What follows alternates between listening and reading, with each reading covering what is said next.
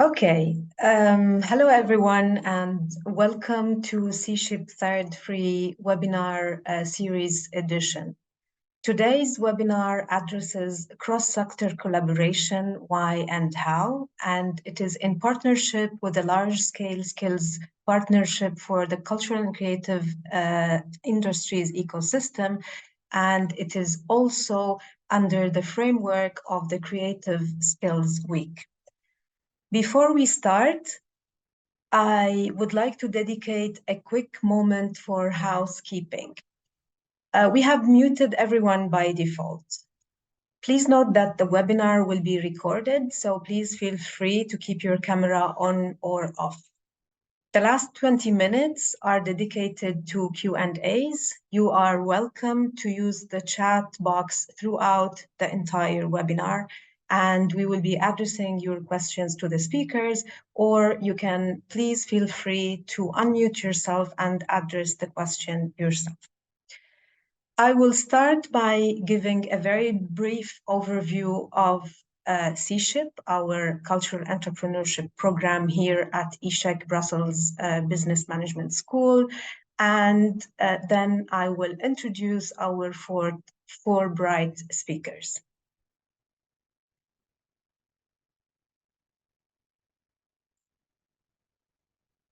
C-Ship is actually an action learning, training, and awareness raising program on cultural entrepreneurship, which is designed for professionals in the cultural and creative industries and aspirants. It addresses people from 5 sectors, which are visual and performing arts, cultural heritage professionals, design, film and audiovisual production, and cultural institutions and museums. The training program is designed to guide CCI's professionals and aspirants towards starting an entrepreneurial journey, ensuring their financial viability of their projects, develop and or strengthen their management skills for a thriving and resilient project, and finally, maximizing the societal contribution and positive impacts of their projects. The program is actually approaches cultural and artistic projects through 5 interdependent pillars, which are sustainable and innovative business models, building ecosystems and partnerships, exponential technologies, internal and external governance, and sustainability and positive impacts. For the time being, we have 2 professional action learning trainings. One is intensive and called C-Ship, where during 20 half days, we start with an idea. Every participant comes with an idea.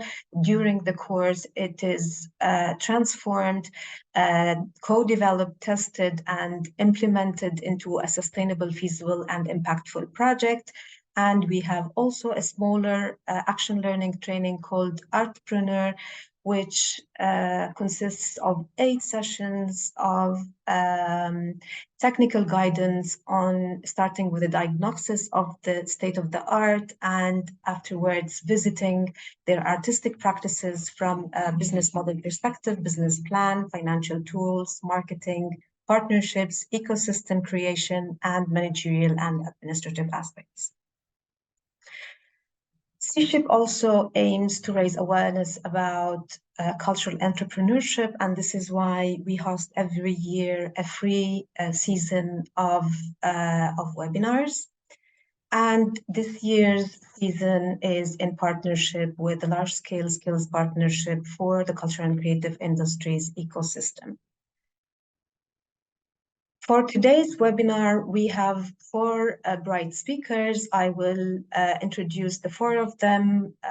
Umberto Bellodi is a cultural operator since 1996. He is currently coordinating the stagecraft department of the Accademia Teatro alla Scala in Milan, and he's advising the Education, Audiovisual and Culture Executive Agency in Brussels as an expert evaluator. He's also active at regional and community level, leading cultural organizations based in the Southern Lombardy area. Johanna Kouzmine-Karavaïeff Kouzmine-Karavaïeff, sorry, Johanna, for the pronunciation, is an expert in culture and creative economy, arts and design in cross-sector collaboration and cultural relations. She is the lead author and chief analyst of the policy brief, Arts and Design-Based Collaboration and Cross-Innovation, Practices to be Enabled, Orchestrated, and Championed for Systematic Impact. This is an outcome of the Northern Dimension Partnership on Culture-Led Project, Creative Cross-Innovations for Sustainability. Johanna will be having a conversation together with Krista Petätäjärvi, who is the acting head of the Northern Dimension Partnership on Culture. The NDPC mission is to strengthen the role of arts, culture, and creative fields in sustainable development around its region.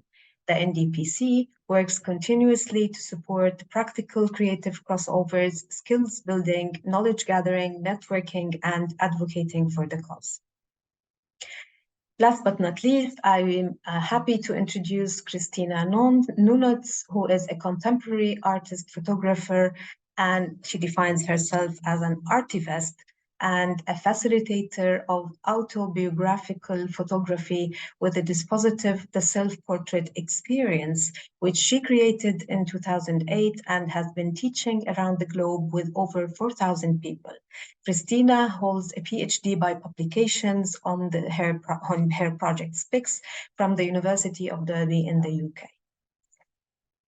Without further ado, I would like to give the floor to you now, Umberto, to give us a kind of overview of being the leader of the working group on cross-border collaborations of the large-scale skills partnership on CCIs. Can you please let us know what your working group is doing, what kind of activities, and what are the objectives of this working group? Yes, for sure. So good afternoon, everyone. I will not use any presentation on the screen as my task is more on giving you the context on the Pact for Skills and specifically on the working group that I'm leading, which is about cross-sectoral innovation. Probably you heard quite a lot about the Pact for Skills initiative, so I don't want to bother you with general information. On the contrary, I would prefer to try to tell you what does it represent for me and for my institution, which is the Academy of Teatro alla Scala in Milano. So I would say that the Pact for Skills Alliance is a great opportunity to share thoughts, actions, insights, perspectives among different European operators in the field of cultural and creative industries. My institution has been working for decades for the theater sector. Then during the years, we expanded our area of interest into the performing arts wider sector, wider than the only theater sector, I would say. And now we are facing an important evolution as we are preparing students for a larger and cross-sectoral industry, actually. For instance, I recently discovered a great interest in lighting designers with skills and knowledge from the performing arts, so from the creative industry, to be involved in the cruise ships industry, which is quite interesting and brand new, I would say, for, let's say, a school which belongs to a quite historical opera house. No? So my institution has been always operating in the VET sector, so in vocational education and training, and now it's in the process of moving towards an academic system. And this is another quite interesting point for us because in next September 2024, we will have 3 new bachelor programs on technical theater, which is a novelty for Italy actually, costume and multimedia for performing arts, so 3 different paths. And this change means that we have to translate the research and the internationalization activities that we've been doing in our VET area during the last 20 years in a new environment, which is the academic environment actually. And so the Pact for Skills for us is a fantastic place for accompanying this shift, meeting different kind of academic and not academic institutions, join together on the same playing ground and reflecting on the same level, I would say. So getting back to the subgroup of the Pact for Skills Alliance, focused on the cross-sectoral innovation, I can say that up to now we did a quite interesting first reporting activity, a first, let's say, cross-sectoral analysis of the existing practices, which now represent a first attempt to define a common ecosystem. So sharing jargon, sharing lexicon about what means cross-sectoral innovation in all our different fields. Because all the partners of these subgroups actually come from different subsectors. So from performing arts, from design, there are research universities involved, there is sectorial associations, and so on. And the report has been drafted by analyzing each partner's relevant references on this specific topic. Furthermore, we try to check the coherence between what we consider as important and what EU policies are driving to. So the overall goal has been to share first reflection on different cross-sectoral interactions from contributing to the growth of our CCI at different levels, producing innovation and impacting on the capacity of the operators, of us, of the operators. Finally, in the report, we propose both, let's say, a common reflection and also a collecting of existing practices. So first, I would say small catalogs, sort of small catalog, which help in the definition of the partner's needs in terms of innovation, and providing also an overview of the expected impact of cross-sectoral cooperation in the CCI and in skills development, which is always, let's say, the main core of all our research. If I have to summarize the result of this work in three aspects, there would be the following one. The first one is the first interesting outcome, I would say, is that CCI are an opportunity for the society. I mean, there are aspects like digitization, which does influence the CCI and they activate changes. And sometimes we forget that there is also an inverse relationship in which cross-sectoral cooperation it's played in an opposite way, and in which CCI are the active part of the relationship. So do provide their innovation to the society. And this is very much exampled, for instance, by the design sector, which really impacts both in services and businesses. Research projects fostering this synergy are very important in this context and do follow a leading trend. I mean, design centers feels the importance and foster the idea to place design and creative processes of design at the beginning of a business process.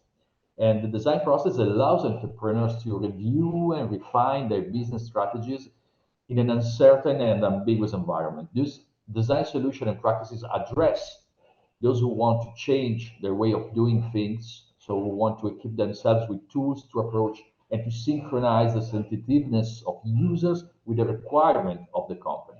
So it's a new way of thinking the business industry thanks to the CCI. So we are not always the passive part of the work.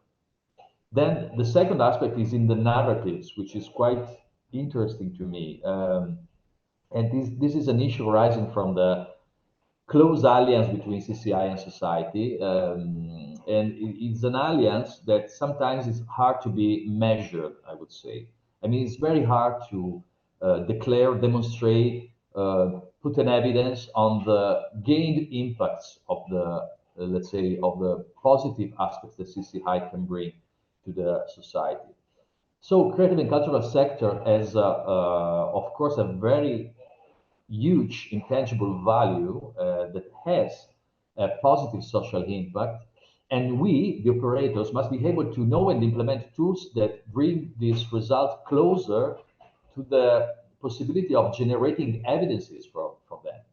Because having the positive narrative of them gives also a value to your work. So the creation of narratives for intangible values of the creative sector is an urgent need, actually. Because it helps him build up an international vision in line with European guidelines. This topic is in a way bonded to the issue of green sustainability also, for instance. I mean, the cultural sector is called upon to reflect on and adapt the existing working process according to the green sustainability. However, there is a general resistance in the institution as many people do not really know how to approach this topic. I mean, there is a great desire for a recommendation for actions that can be used in an uncomplicated way in everyday life, I would say. And again, about the importance of narratives, I do face this urgence also in my specific sector, which are the technical professions in the theater. And I explain you why. I mean, since I work in Accademia La Scala, and I started here in 2002, actually, so more than 20 years, the theater used to ask for specific courses to Accademia, which is like a big training office of the opera house. So to prepare new professionals to face, for instance, I don't know, the retirement of people in the house. So, I mean, the people, the employees working in the technical field. And this happened regularly until 2009, I would say, more or less. Then for 12 years, we did not receive any specific requests from the theater. So the market apparently had no space for new workers. And this situation remained until the end of 2022, when we've been eventually asked to organize a course for stage technicians, so which means multitasking technicians, addressing position for stage hands, mechanics, and props. And it's the first time in a long time, I would say, in a long period, that the main Italian opera house is facing issues in finding and hiring people directly from the market. So is in need to create a specific training course to recruit people and to put into the industry. And this is not only from La Scala, I would say, because as the coordinator of the stage department in Accademia, I constantly receive requests by different theaters and technical services companies which are in need of stage technicians. And we have an alumni platform which is collecting vacancies, and it shows on the daily basis which are all the vacancies that are needed in the technical crew around Europe. And also about Europe, German, Austrian, Belgian colleagues confirm me this lack of technician. And it's a totally brand new situation. I mean, our sector has always been a sector which, with a lot of applicants and few vacancies. So now, for the first time in 20 years, everything seems reversed. So probably, I mean, beside the several social and economic aspects, we are actually reflecting on the fact that profession must be storytelled differently. I mean, we have to find a way to make them more attractive to the youngsters, especially, I'm speaking especially about technical profession. Maybe design and creative one are less facing a crisis in this. So in this sense, we should take into account some brand new attractive aspects, brand new attractive core points, which do narrate these professions differently. And cross-sectoral aspects are important in this way. So, I mean, saying to the student, okay, you are not, let's say, taught to work exclusively in a theater, but you can really use your skills in different areas of the business, in different areas of the business. Another aspect is the digital transformation. I mean, we know how much youngsters are bonded to the digital aspects in their free time, in their study time, in all their daily life duties. And then we have to explain that what we are teaching is absolutely coherent with the occupational opportunities which are nowadays needed in the field and in the business in general. And also, last but not least, it's important to pay a constant attention on individuals, because training aspects are leading to a more and more individualized position rather than a, let's say, common and class approach, I would say.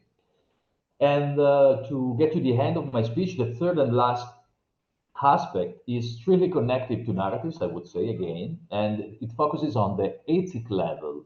I mean, what we consider as a subgroup is the potential construction of a layer of new competencies. I mean, besides the importance of digital, of technical, of technological aspects, of technological competencies, the construction of layer of new competencies which are more and more in need of a proper development. And this set is related to a sort of ethic level which would provide, I mean, both directly and indirectly, literacy about a sort of social sustainability, I would say, of the CCI. So connecting the sector in promoting human rights, common European values, developing the social sphere of the working approach, fostering a meaningful participation in the democratic society. I think that of course, in this case, I mean, the overall perspective is a long-term one, and doesn't bear the topic of a consistent return of culture as a protagonist, I would say, into the society, which is something that I feel we need, especially looking around ourselves at what happens in the world.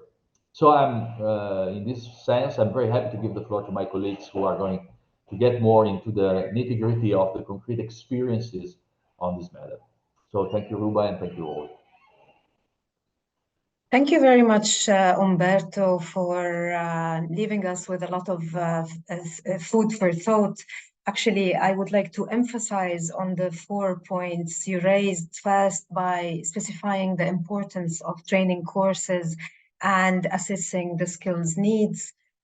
Secondly, you actually highlighted the important work the working group is also doing in terms of reporting on cross-sectorial needs in terms of preparing a catalog of collective practices, but also in collecting narratives about what kind of gained impacts. Thirdly, you highlighted the importance of creating attractive jobs and how to speak to the digital savvy generations, what kind of new skills and what kind of new jobs might be of interest to them. Finally, you raised a very important issue for which we have a dedicated working group actually at the Large Scale Partnership, which regards social sustainability of CCIs and how these jobs should contribute not only to happiness, but to human flourishing in general. And in this regards, I was reading yesterday a very interesting article by Vittorio Pellegra and Pierluigi Sacco, which is titled Searching for Meaning in a Post-Scarcity Society, Implications for Creativity and Job Design. And actually, Umberto, both co-authors, were developing their reasoning in the same direction. Thank you very much for your valuable insights, which actually goes hand in hand with the next presentation and facilitates your endeavor, Johanna and Krista. So I would like to give you the floor to give us some insights about your recent report and what implications does it provide for policy and policymakers. Thank you. Hello, good afternoon, everyone. So Krista and I will dialogue a bit about this. Now I'll just make sure that you all see, first of all, the PowerPoint. Everything is fine? Yeah. Yeah. So this is then from a different kind of context of this policy brief called Arts and Design-Based Collaboration and Cross-Innovation. And of course, there are many things to say and to contextualize and so on, but I prefer to go straight into the topic and really address the first slide. And let's come back and let's see if we contextualize a bit, and if Krista also wishes to contextualize a bit later on. So I wanted to start mentioning about why these practices are important. Well, economic and social sustainable development, it has cross-sectorial efforts at heart, and we know that we cannot solve issues in silos. So these kind of practices, arts and design-based collaboration and cross-innovations, are examples of intersectoral engagement and approaches that on one hand enable discovery and exploration, and on the other hand, they can enable incremental and disruptive innovation. So there are many policy areas, obviously, that could benefit from embracing these kind of practices. And also, I just wanted to highlight when I talk about these kind of practices, the collaboration and the cross-innovation differences within the arts and design-based collaboration. They are quite wide. And we talk here about various kinds of collaborations between professionals from the arts and design professions who interact in other fields and sectors. So, for example, we could talk about industry and business, sustainability, health, technology. So anyway, outside, beyond the culture and creative sectors, just wanted to emphasize that. So these kind of the policies, many kind of policies could really benefit from these. So, for example, working conditions for artists, innovation in culture and creative sectors and in other sectors, upskilling of the workforce, foresight, research and development, industry, growth policies, social education, sustainable development, etc., etc. And, you know, I've been thinking about what does it mean to rethink sustainable and inclusive working environments for arts professionals. This is something that you talk a lot about, or we talk about a lot right now. Today, you can hear about it in the discourse. And these practices are for sure at the heart of how culture contributes to sustainable development on one hand. But it's also about innovating sustainability for the culture and creative sectors. To embrace these practices really mean activating new and very undertapped approaches. So how does skills and mindsets relate? How do we relate to this in this policy brief? I will speak about one aspect, the first one you can see here, and Krista about the second one. So mine really relates directly to the naming, actually, of this policy brief, Arts and Design-Based Collaboration and Cross-Innovation, because it is about who are the drivers of this kind of cross-collaborations, cross-sector collaboration, and why is this? And this boils down to art and design disciplines having the creation process in common. So visual arts, performing arts, fashion design, architecture, product design, graphic design, for example. And these processes generate and emphasize certain skills and mindsets, and or you could say inherent skills stemming from creation processes and from the learning environments in which they are taught.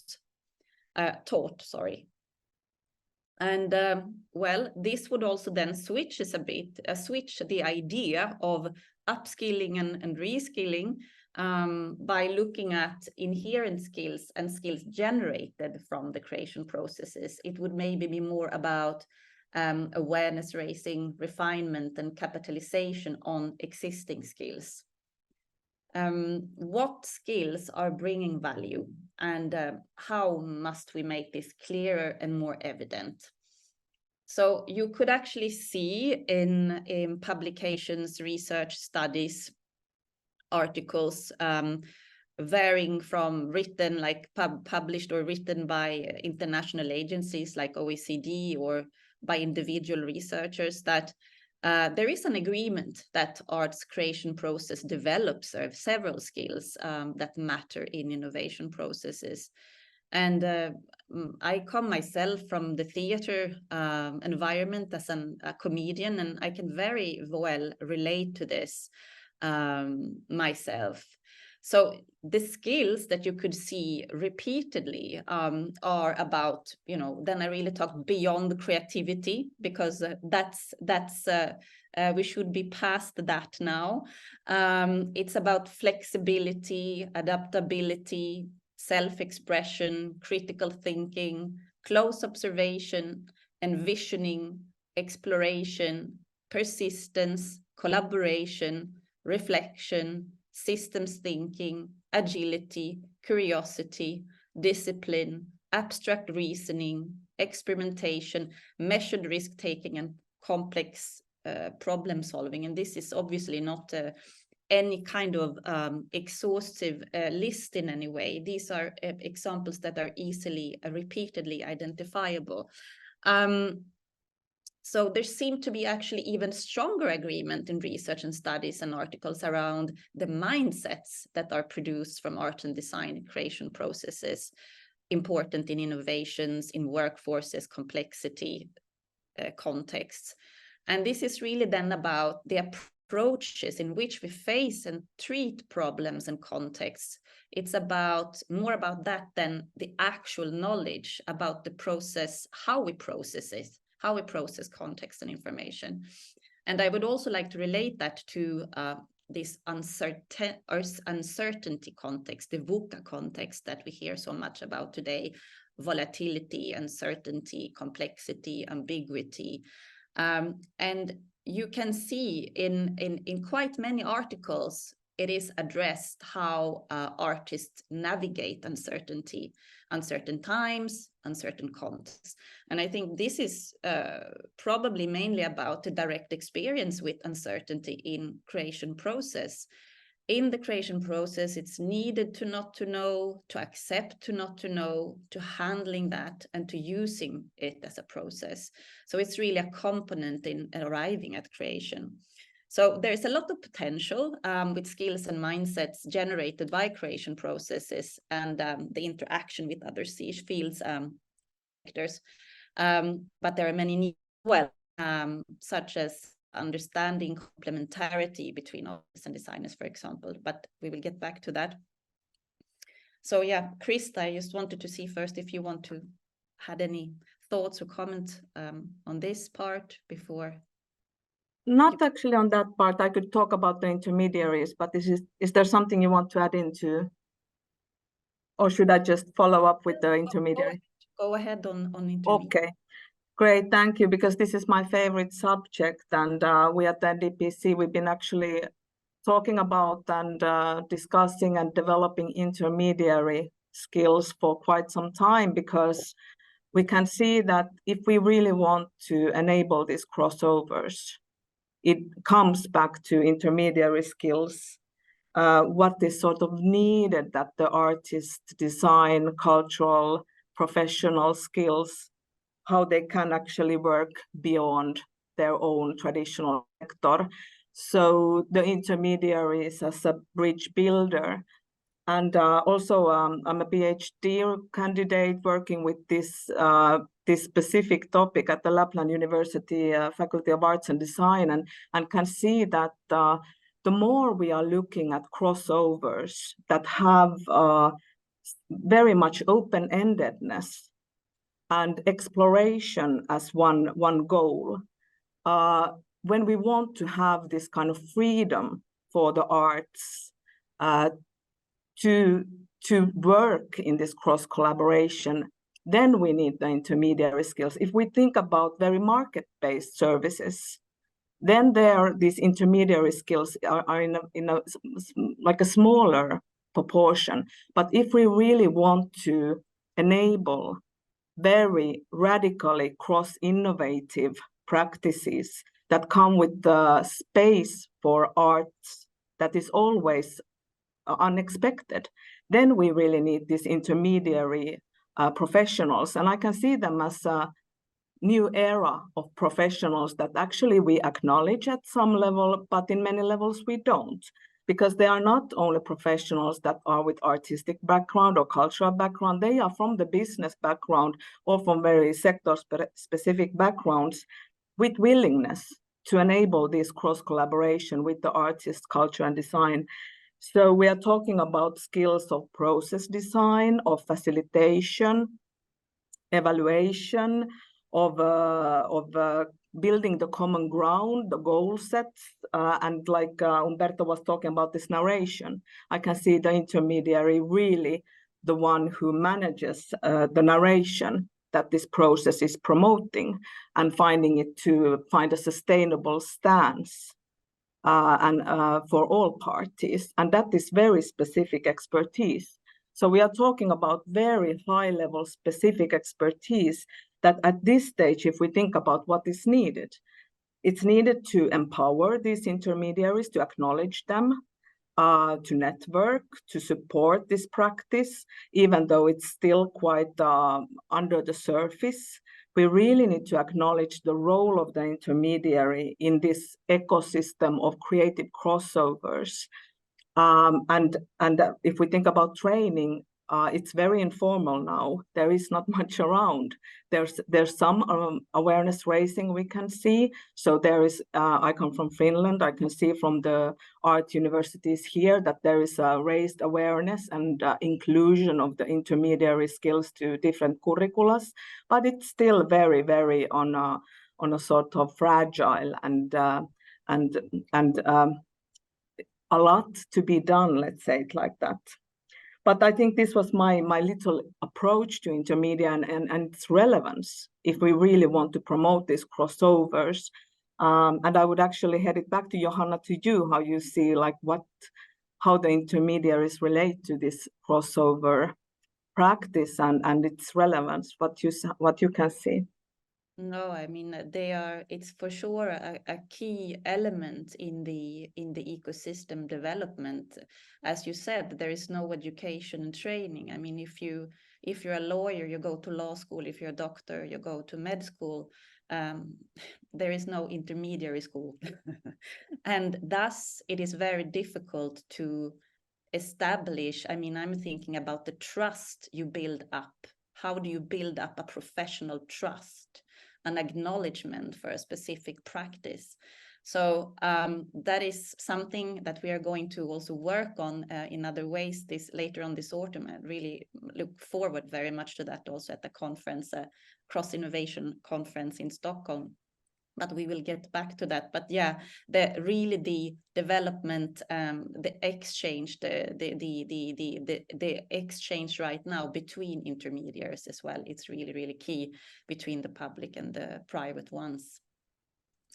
Okay, so leaving that because we don't have all day, we need to go to the last slide. Like, so what will need to happen now then? And well, the policy brief obviously has 14, I mean, it has 14 recommendations, and we thought bringing up these 3 because kind of they relate to the many of the needs around the skills and the mindsets.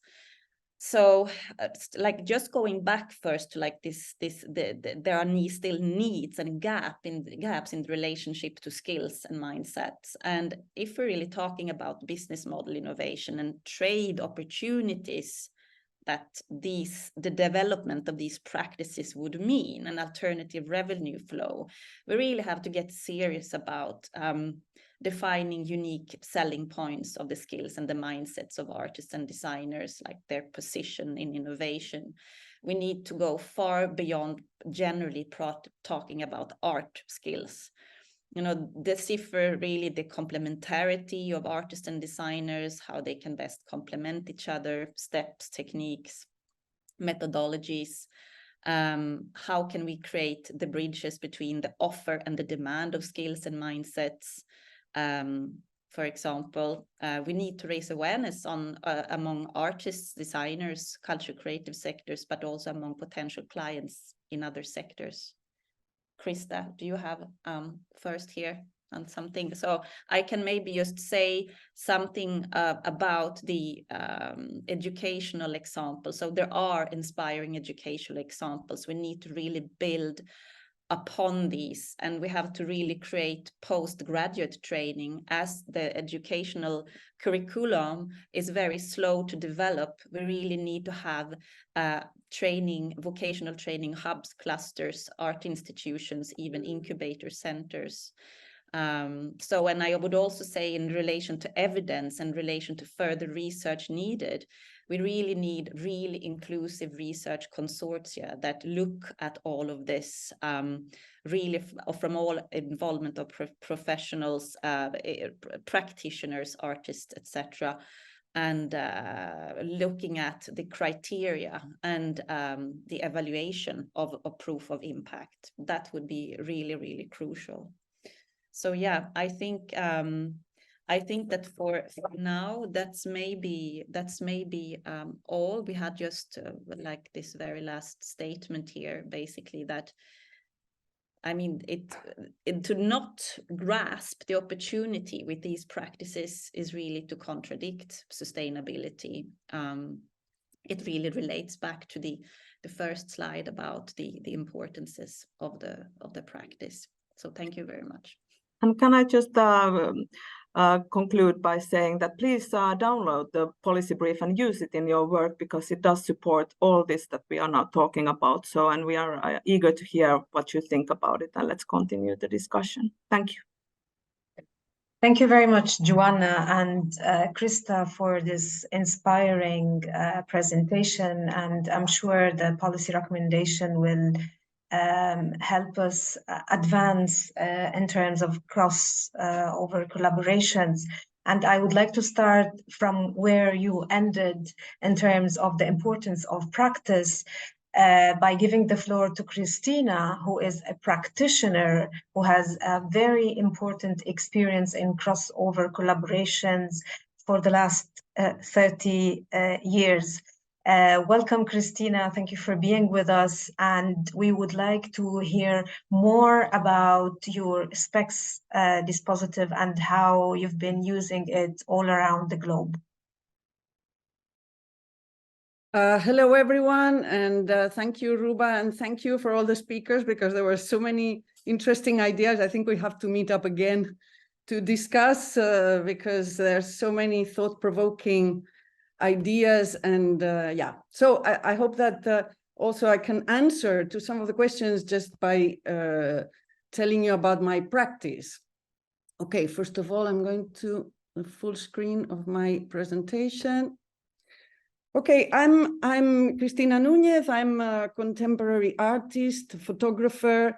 I'm a researcher and I'm a writer, and I'm a facilitator of the creative process, of the autobiographical creative process, with a dispositive that I created in 2004 based on my practice using photography to stimulate my creative process, to broaden my perception of myself and of others, and to sort of be at peace with myself and the world, or to accept myself, to love myself.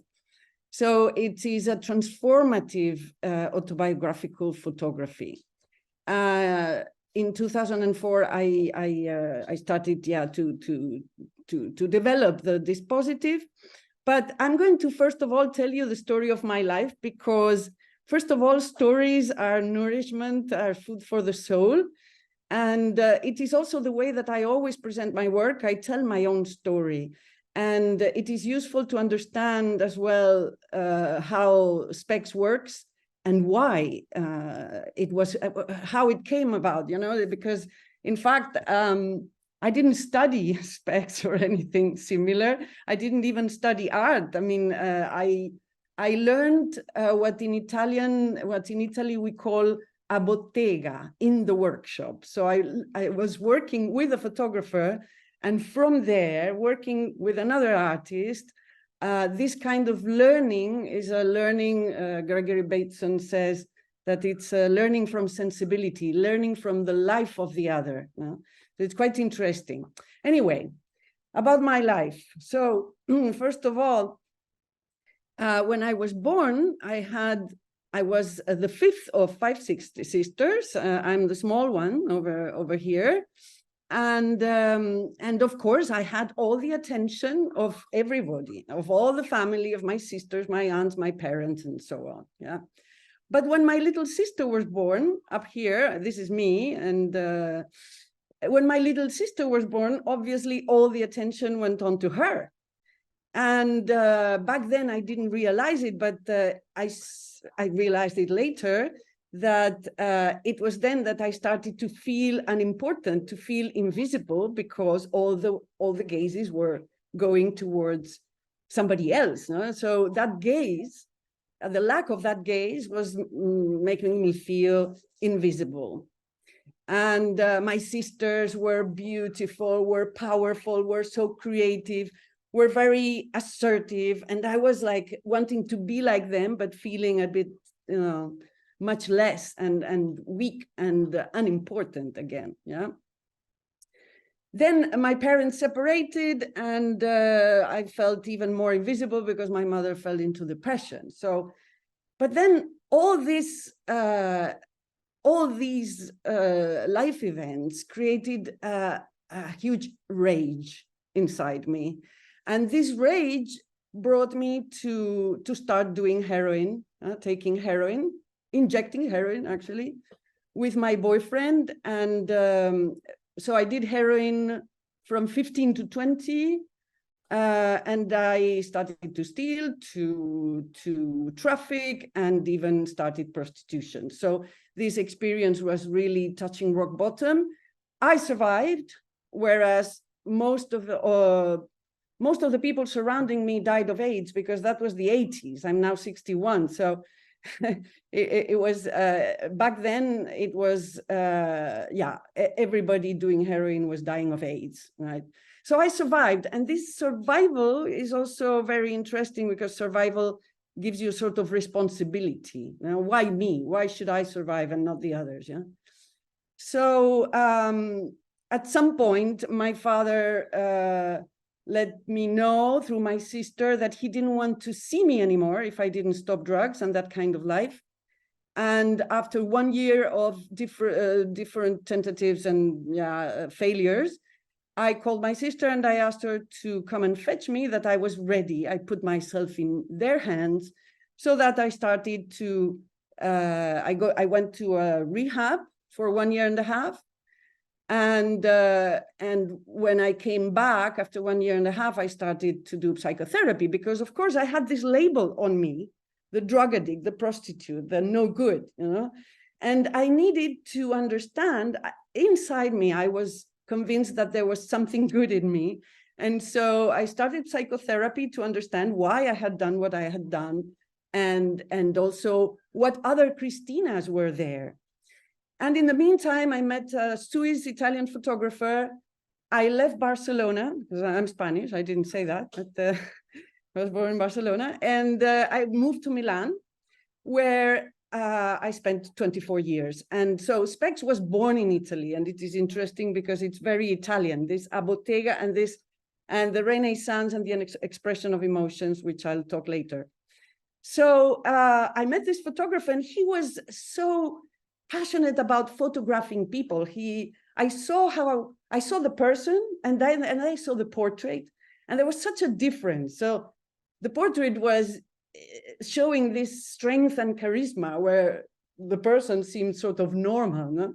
So unknowingly, I started to photograph myself. I didn't know back then what I was doing, but later I understood that I was giving myself that gaze that I wanted from other people. I was giving it to myself, which was an important step towards independence. So I continued to photograph myself over the years, and this allowed me to stimulate a creative process that allowed me to become an artist. And then I started taking portraits of people, publishing books, making exhibitions. And but at the same time, it was allowing me to accept myself and to discover all the many different Cristinas that exist. These were many different. On the left, I was sick with high fever. On the right, I was in Bosnia about to photograph Muslim women in a mosque. So I photographed myself, and that's another Cristina. So this practice, photographing myself, was parallel to my practice then as a photographer, working for magazines and doing projects and books and exhibitions. And then at some point after my separation, I was alone with 2 kids, and then I felt a deep depression, and I wanted to photograph that depression. And I did photograph that depression, and it was a transformation of that emotion into an artwork. And immediately after this picture, I just put some music and started to dance, because it was so incredibly cathartic that, minutes earlier, I had been like really depressed. And suddenly it was like, not only acceptance, but also, it was just really putting all the pain into a picture. Yeah. And then my daughter Yassine, half Senegalese, asked me if she could take a self-portrait. She was 3, and I was pretty amazed. And she took an amazing series, and that made me understand that that this practice of mine was not only good, that allowing me to feel better about myself, but also it was useful for other people. Yeah. And to me, since I had been so stigmatized and self-stigmatized as a drug addict, as a prostitute, I needed to feel useful because I was always the problem.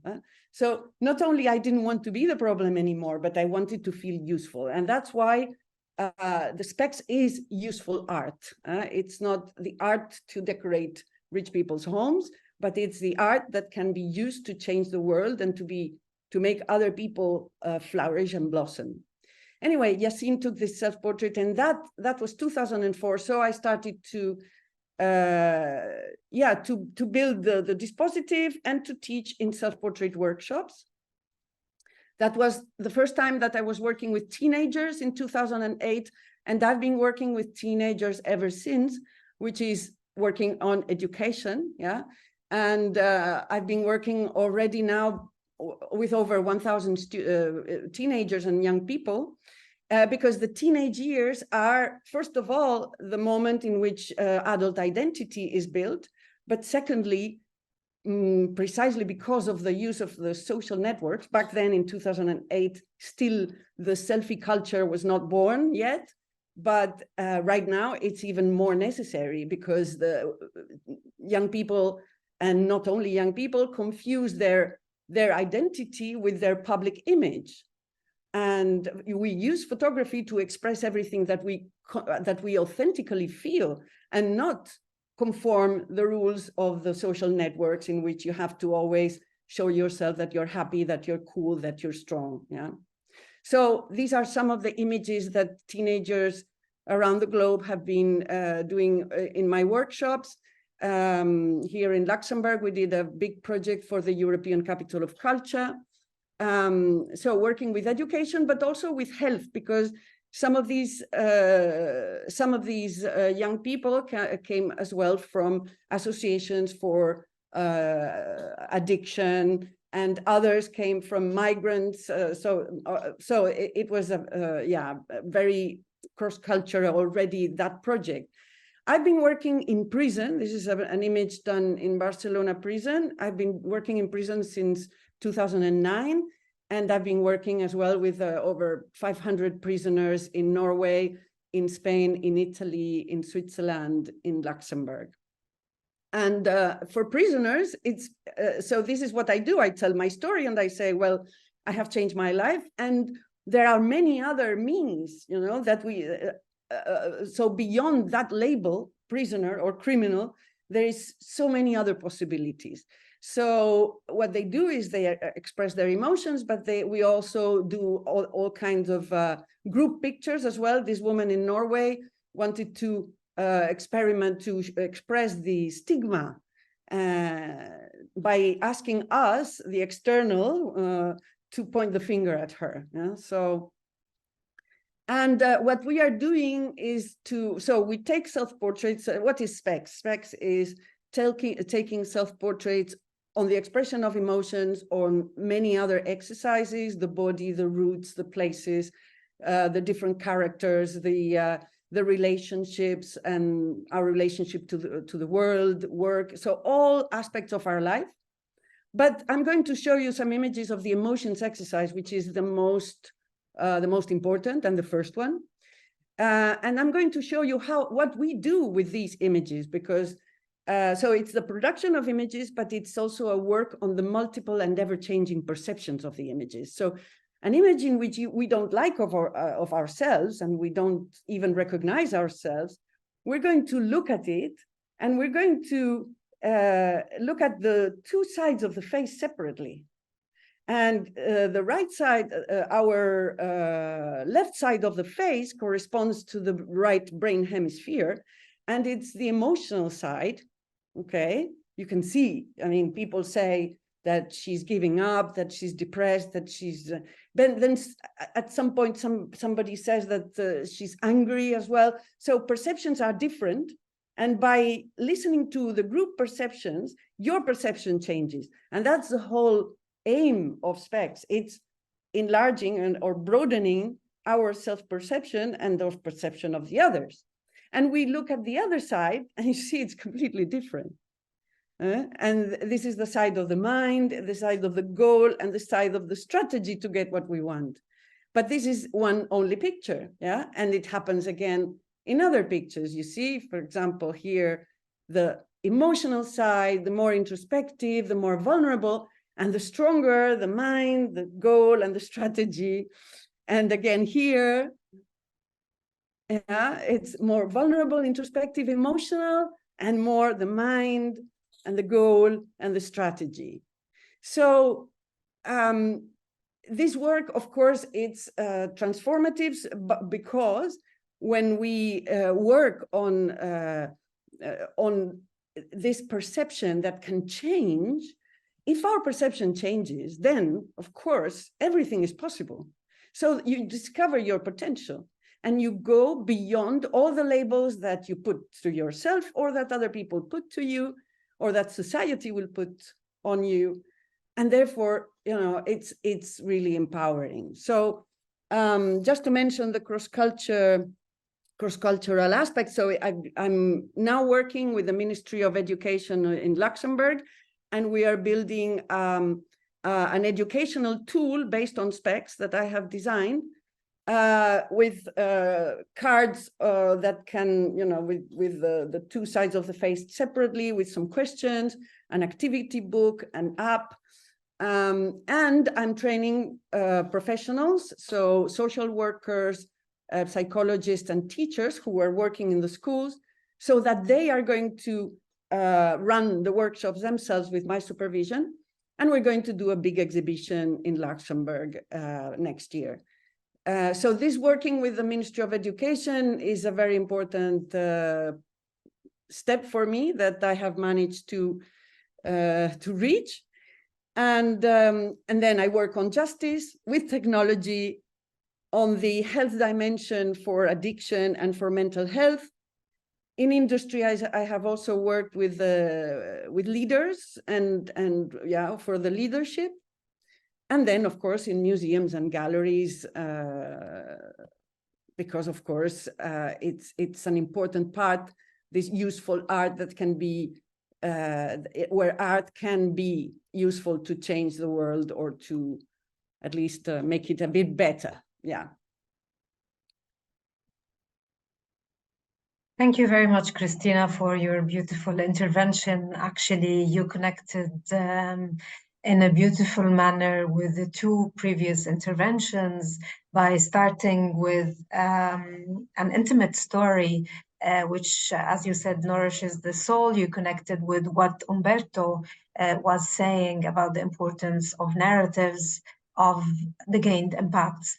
And you also connected with what Johanna and Krista were saying in terms of the importance of intermediaries. So how your photography practice was a tool in order to connect with several sectors of the society by having an internal inspection of the self-perception.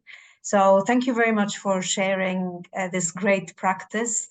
And I would like to open the floor now. We have 15 minutes for questions and answers.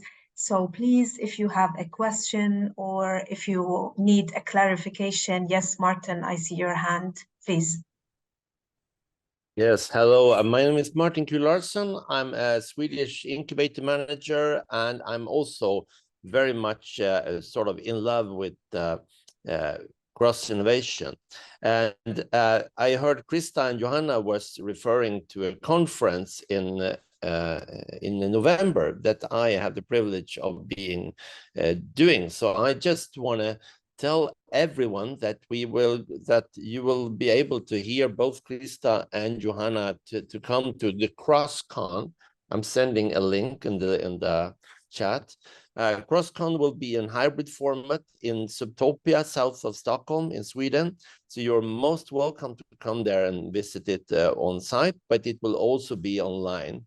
So please check the link and register for it, and we'll see you on the 23rd of November. So where both Krista and Johanna and myself and a set of other experts from Europe will develop a full day on cross-innovation. Most welcome. Thank you very much, Martin, for the invitation and for sharing the link. I'm wondering whether there are additional comments, feedback, questions, maybe also between the speakers, if you feel like rebounding. Yes, Krista. Thank you. I just want to note, Cristina, your work and the story you told, and it made such a great example of why this work matters, that we are actually talking a bit more in abstract concepts about cross collaboration, about the artistic skills, and it can get a bit like dry in a sense. But then having an example like yours, which is very, very practical, what the work means in practice, in your example, makes it so human, and we can all sense the value of this kind of work, and what the world needs is this kind of work. So thank you for sharing that story. And I learned myself, I was again reminded that actually always when we talk about cross collaboration with artistic skill, we should always have a practical example. Always, like every time, some practical example, because it really gets us all okay. So it's a lot, like Johanna said, it can be a diverse of things, but one example that we all can share, that okay, this is what we are talking about, this is why this is important, what we are actually trying to enable. So thank you for that. Yeah, Thank you, I just want to add, sorry, I just wanted to add that there is in the public someone who has done my workshop, and she's trained as a SPECS facilitator, which is Elena. If you want to say something, Elena, that would be nice. Hello, my English is not so good, but I can try. I am a self-portrait facilitator and a Montessori teacher. I created with Cristina during the training a program for children of primary school, where I work since 10 years ago, more or less. And we share this work, not the imaging, because it's not possible, because there are children, but it's so, so powerful. I began with the job with me, first of all, because we needed to know yourself before use the SPECS and other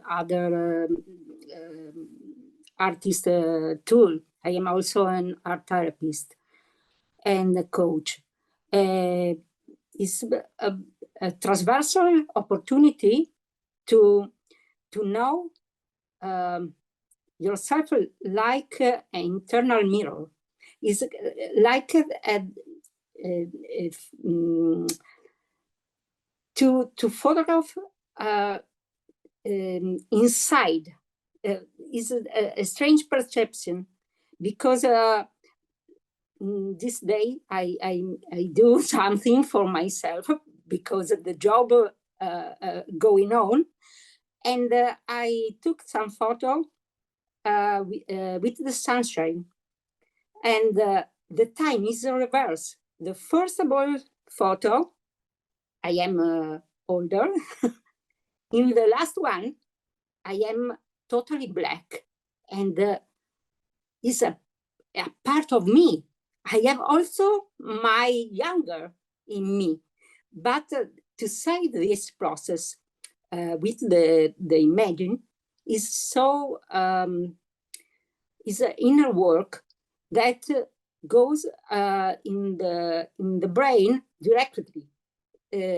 We need some words and some new narrative, but also the children and the person perceive immediately. It's different to say myself in the mirror, or I say myself for a selfie, more or less. I hope to be okay, Cristina, for my English. Oh my God. And I am so grateful to Cristina, because Cristina work a lot with the person when you are in training for yourself and for facilitator. Is a powerful work to see yourself in another way, in a multiple way. Thank you so much. Thank you very much, Elena, for sharing your experience as well. I wonder if we have other comments or questions. Yes. I can say just I have a comment or to Yeah. follow up a bit Yeah. about what I said in the end. I just hope that we will see like more contexts for exploration, reflection, and exchange around these topics. I mean, you really between private, public, big and small.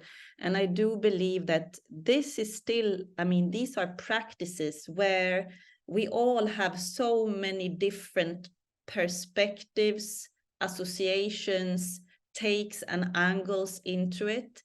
So I think it's really that's like the condition for being able to develop this in a relevant way. So yeah, that's all I hope for. And it was great to hear a bit on pact, on skills, and we are all siloed and tied up, unfortunately, even though we talk about that we should not be in silos. So that would be really important. I really hope that we will be able to see more of these and create ourselves more of these contexts. Yeah, I totally agree, Johanna, and I'm very happy Martin joined today. It would be really interesting to create a kind of task force and join forces together with Umberto and his working group under the framework of the Large Skills Partnership in order to map these brilliant existing practices to provide evidence-based narratives on what exists and how we can build on this and create training centers with new skills, new employment needs, and new lifelong learning programs. If we don't have additional comments, Ruba, yes, may I Christian, yes, please, yeah. Because I can't raise my hand, I don't know what it is. Sorry, but to come back to what Johanna said and also Krista, I had a sort of question, if I understood rightly, what has been said was about that we accept, and there's an agreement that is probably a lack about some sort of training and mid-level or intermediary education rather than going into some specialization and silos about that.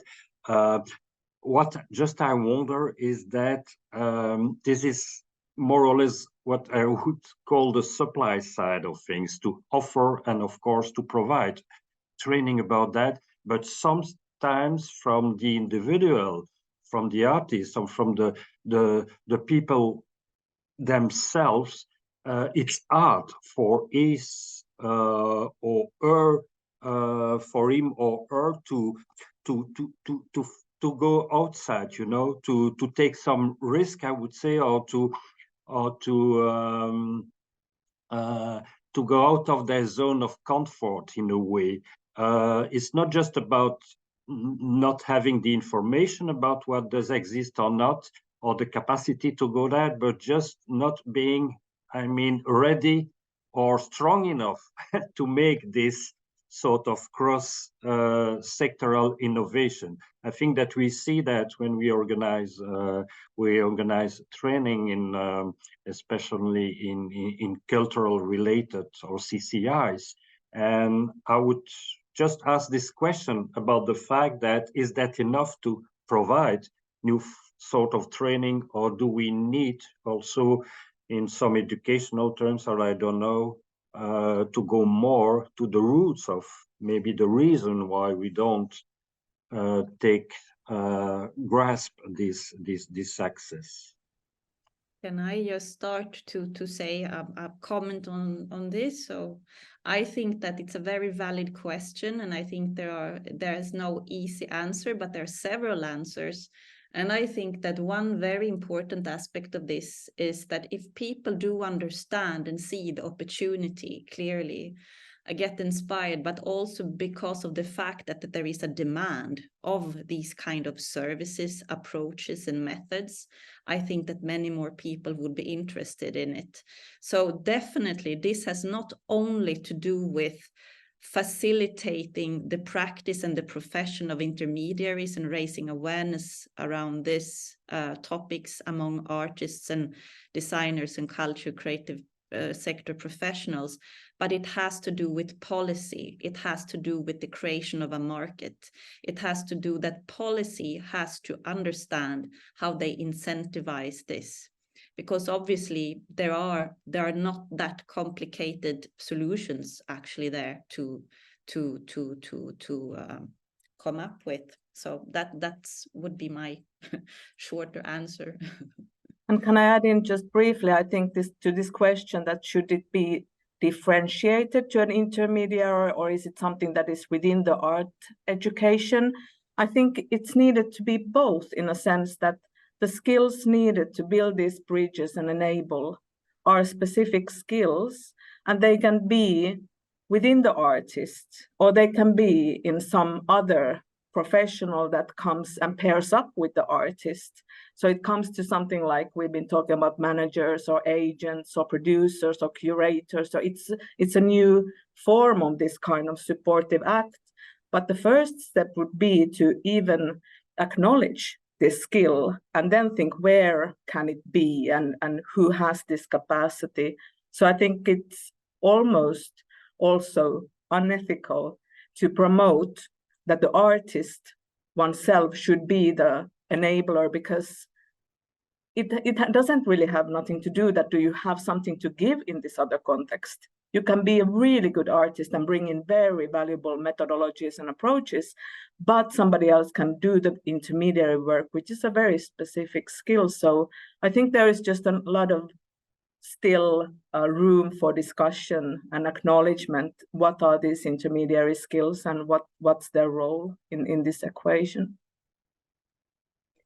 Thank you very much, Krista and Johanna, for your answer. I think it was very interesting to listen to your reflection in this regards, in terms of a ex post reflection of the creation process. So following uncertainty, following ambiguity, volatility, all these difficulties that an artist and a creative face on a daily basis, how the process went and why, which kind of tools, methodologies, soft skills were used without thinking about this beforehand, but it was a necessity to generate the process. I think this is a very valid point for us to study and to visualize. Yes, Cristina.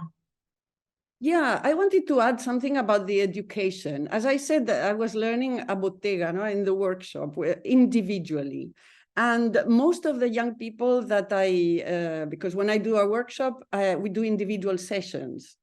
We do several individual sessions. And in the questionnaires of feedback, everybody was saying that one of the things that they loved the most was this individual. And I think that something in education has really had to change in this sense, you know. Individually, I mean, it's only if you have a problem that you go to the social worker or the psychologist. No, I mean, there should be the space for individual, because it's through the individual that the uniqueness of this person, of this young person, will come out, you know, and this person will feel that you believe in them, you know. And also the training for teachers, because some teachers, you know, they say, oh, this person will never make it, things like that, you know.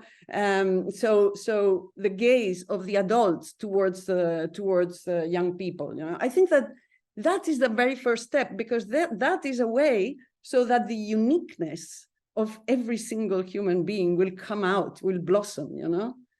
That's one possibility, but there are many things as well to change, I think. First of all, I mean, already, I mean, it's been really hard to get where I am right now. I mean, it's really hard to get clients, you know, that the demand for this kind of work is not very high. This is what you were saying as well. You know, the demand is not very high. Everything is sort of in boxes, you know. So if you're not in a box, you know, it's like, yeah, but who are you, you know? And people get even scared, you know, that you're going to propose something that's groundbreaking, and that is a problem, you know. So yeah, but so the changes are many to do. Thank you very much, Cristina, for your feedback. And I believe yesterday there were great results from the Creative Skills Week, which were shared in the final closing session. And there's a lot to learn from. I hope the results will be shared soon with all of us, and we can learn from the outcomes of the different workshops that took place yesterday. I'm afraid our time is up. I can see there was a question from Anne-Christine related to how to better understand the use of artificial intelligence at the service of artists. We are aware of some ethical AI applications in this regards. Maybe we can address, if anyone is aware of a specific initiative, we can send it to Anne-Christine and share it with her. Otherwise, Umberto, you wanted to...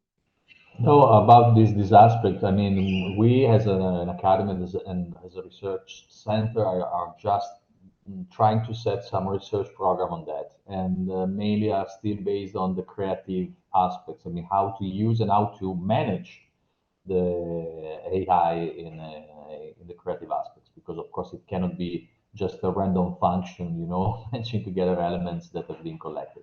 So we are at that level.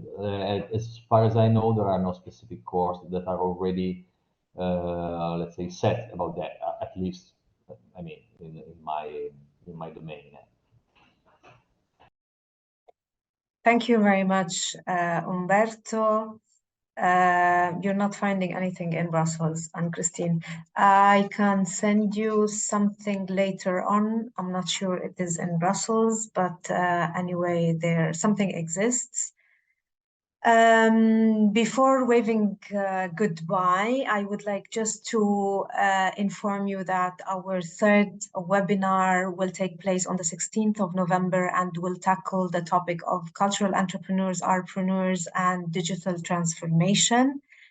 I would like to thank you very much for being with us today, and to thank our 4 bright speakers for the very interesting presentations and insights. I would like also to thank my colleague Karen, who took care of all organizational issues. And finally, we will send you a follow-up email asking you to evaluate the webinar. Please do. And we will be sending you afterwards the recording of this webinar.